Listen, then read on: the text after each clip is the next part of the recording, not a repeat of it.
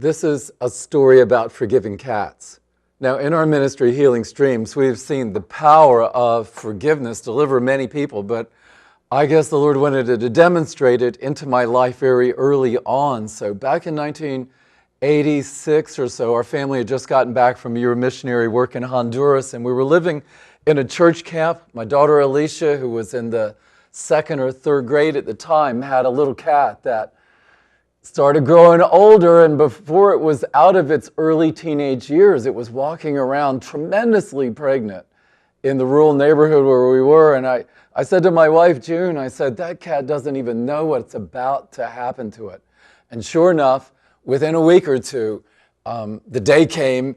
She was having such a hard time doing the delivery herself that there was a blockage. She had to be rushed to the vet. It was extremely traumatic, and that little cat, Angel, eventually had to receive a cesarean delivery, and out of that came 3 or 4 little kittens that came home in a bundle with instructions for what to do with them, with eyedroppers, because she, Angel that is, was rejecting her litter, just totally rejecting her litter out of the trauma that she had gone through.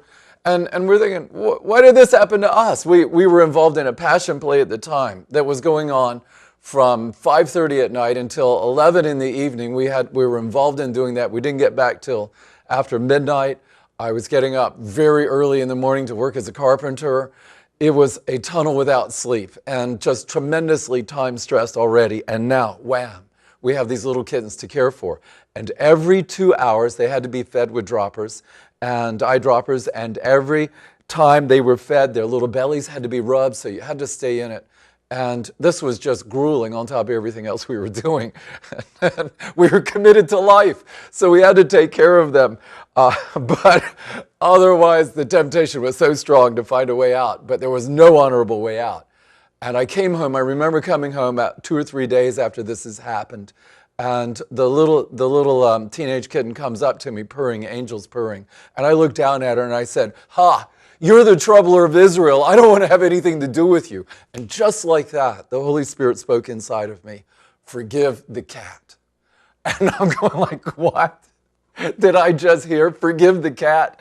I mean, that was a thought that wasn't coming from me, that's for sure. And I looked up and said something to God like, where is that in the Bible?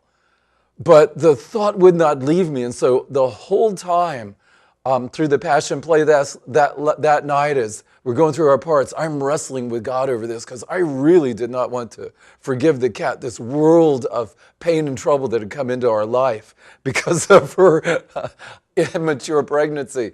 And yet when we came home, it was my time, and I'd forgiven her sometime before Jesus resurrected that night. And I was sitting on the back porch, and I remember finally putting the last kitten back in the box, and Angel just kind of came into the room and got in my lap. And without even thinking about it, I started doing what I'd always done when she got in my lap. I began petting her, and she began purring.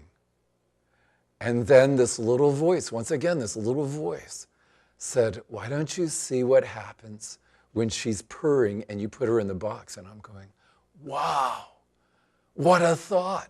And I tiptoed, petting her, purring, tiptoed over to the box, put her down in the box, petting her, she's purring. The little kittens come around, they're starting to nurse, because up until that point, she'd hissed and driven them away if they ever got near her. Now she's accepting them, she's nursing them. I ran, told my wife June, she came out, we looked at it, we rejoiced, and we just stared in amazement at this cat that, against the veterinarian's expectations, she was still able to give milk, and she went on to become an absolutely fantastic mother to a wonderful litter of kittens. And all because one guy had broken down at the word of the Lord and said, "Okay, I'll forgive the cats." You know, my friends, this is what we do all the time with Healing Streams, is we're seeking to help people to enter into the marvel of the working of God when we actually release the forgiveness. And who do we need to forgive? Jesus said in Mark chapter 11, verse 25, "And whenever you stand praying, if you have anything against anyone, forgive him." Forgive him. It's a tall order. People usually need a lot of help. We supply the coaching. God supplies the power. Can you supply the willingness? Come see us at healingstreamsusa.org.